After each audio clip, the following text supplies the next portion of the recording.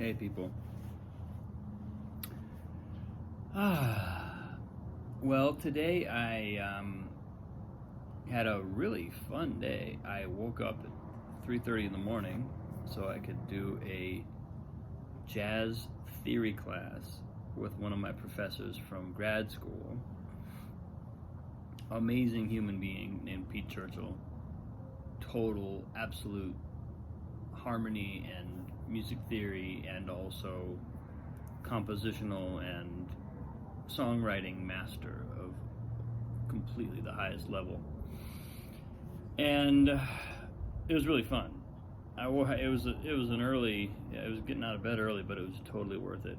It was just fun to be back in a room and hear Pete chat about what he knows so well. And it's stuff that it was actually a lesson that was essentially, it was like being back in the same class when we studied this unit in grad school, and I remembered it pretty well. But it's just so much fun to revisit the both the person who kind of formulated this way of thinking about music, and also just the experience of being really immersed in it again. And it kind of has opened up a channel, I think, to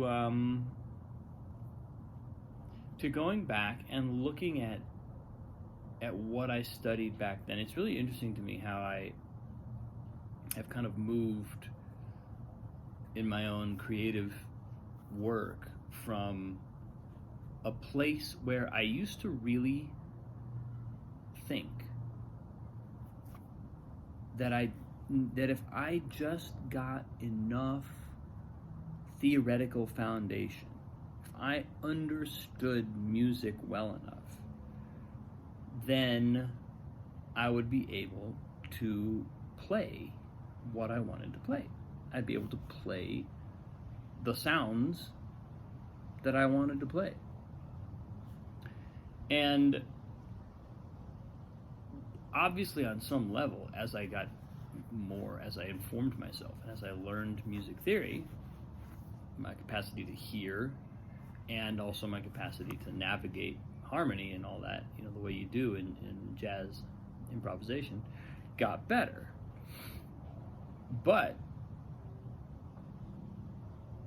the magic bullet that I thought that understanding was going to be, it most certainly was not.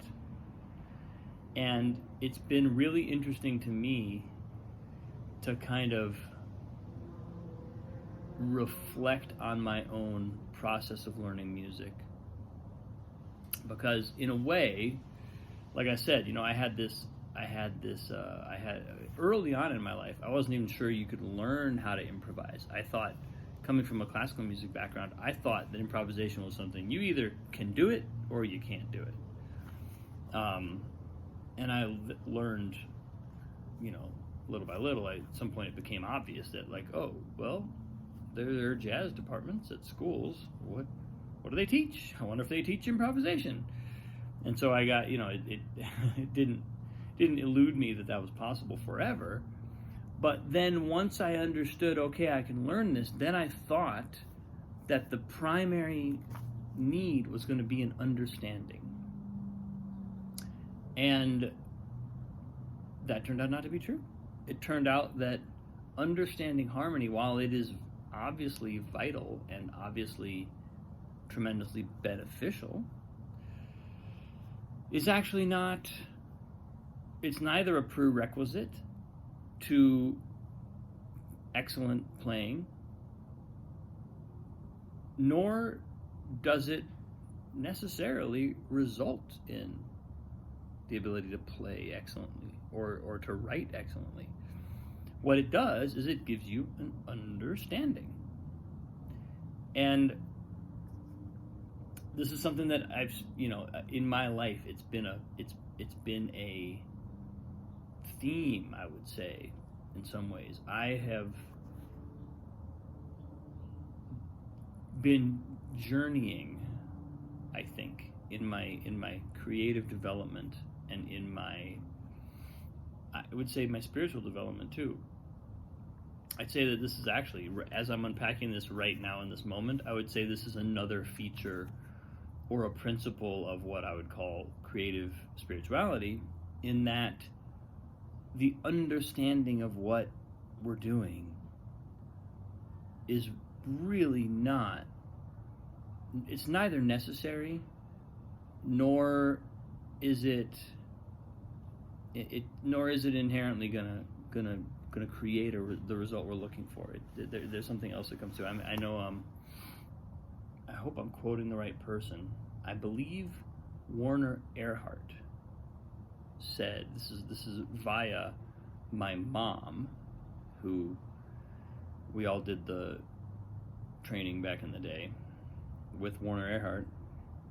I believe he said, understanding is the Booby prize.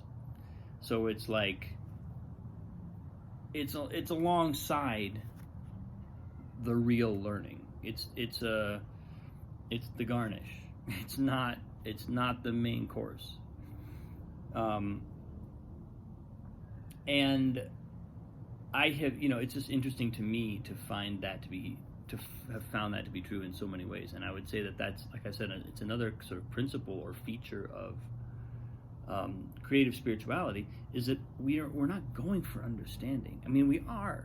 It's impossible on some level, especially if we're deeply committed to a craft, a particular craft.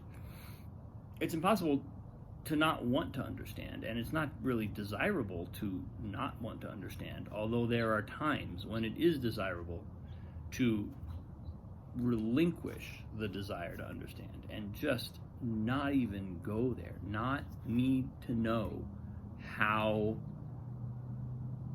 a writer writes, or how a jazz musician navigates harmony, or I don't know how. I mean, the sports analogies work really well, because, like, does an understanding of how to shoot a three-pointer help? No. I mean, on some level, you could call the body felt sense, visceral, spatial, kinetic experience that you get from practicing shooting three-pointers, you could call that an understanding. But it's not really an understanding, it's experience. It's more than understanding. And I've just enjoyed watching myself travel intuitively to that place, because people, this is something I've been very wise people have told me this for years. Don't get fixated on understanding everything. Let yourself experiment and play. And I've if I imagine that's why I'm, again, it's kind of a I would say it's something I'm proud of in the cabaret that I just launched, that I really don't understand what I'm doing. I mean, I know that I have an emotional impression. I have a feeling that I want to impart, that I want to feel myself, and that I want to give. And I, as the kind of person that I am, I still have to kind of shut down these parts. This is probably why I had to make that rule for myself. I'm only allowed to have fun. Whenever I work on this, I'm only allowed to work on it if I'm having fun. As soon as I tilt into this other thing, I'm not allowed to do that anymore. It's a great rule, because it sidelined that part of me that was like, but how am I going to make a spiritual cabaret? And just get trapped in that. And I intuitively, I've been moving away from that. And I think it's really, it's fun. It's fun to come back to something like studying music theory,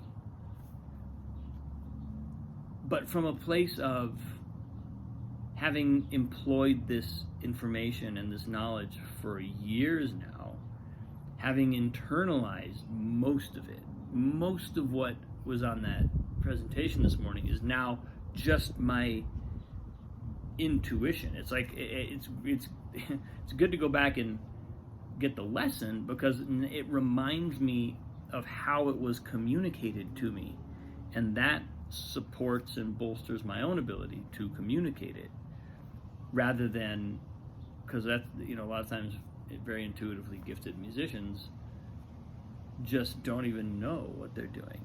They're just doing, they just know. It's just in the body. It's in the body. It's in the feel. And sometimes those musicians can be good teachers, but sometimes they are not. They're amazing musicians, but they're not so great teachers. And I've always admired teachers. I've had some amazing teachers in my life, a lot of amazing teachers, really. And so I've admired them. And so I also, it's like I've modeled myself after them, because I love the teaching process. I've loved being a student of great teachers and having an amazing mind kind of open my mind up and be like, look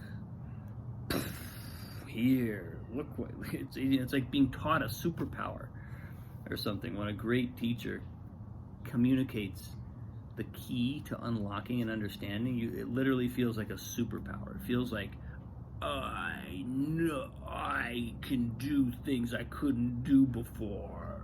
It's like it really has that flair. And so I'm so infinitely grateful to people like Pete, and some other people too, who, Madeline, I'm in the midst of one of those right now. I'm in the midst of one of those experiences right now.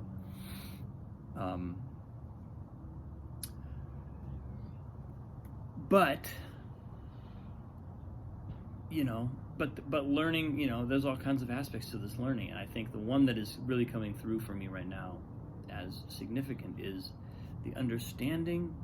Yes, great, have it, look at it, but don't dwell there. Move, do. I need to do another cabaret in like 1 week. Again, without knowing what I'm doing, just doing it. Because already, it's been 1 week since I said I'm going to do this every 2 weeks. Next weekend may actually be, I have something that may conflict, so I may have to postpone it. But if I don't, it's like, do it again. Don't, because my brain's already going, what am I going to do? What am I going to do? I don't know. I should sit down and think about it. And it's like, well, maybe not. Maybe don't. Maybe pick 5 songs and sit down and play. See what happens. So we'll see. But all that is to say, understanding is the Booby prize. It's been showing up for me in a lot of ways, and I think it's helpful to keep that in mind. Thanks for watching, people. So much love. I appreciate you. This conversation is so important to me. I'd say it's the central thread of my life right now. This creative spirituality. I've named what I'm doing, and I'm gonna unpack that now for however long it takes for me to wrap my head around it and sense that I have articulated it to the extent that it needs to be for me to really both grasp it myself and be able to teach it, be able to use it, employ it. So glad you're along for the ride. So much love. Have a wonderful day. I'll see you soon.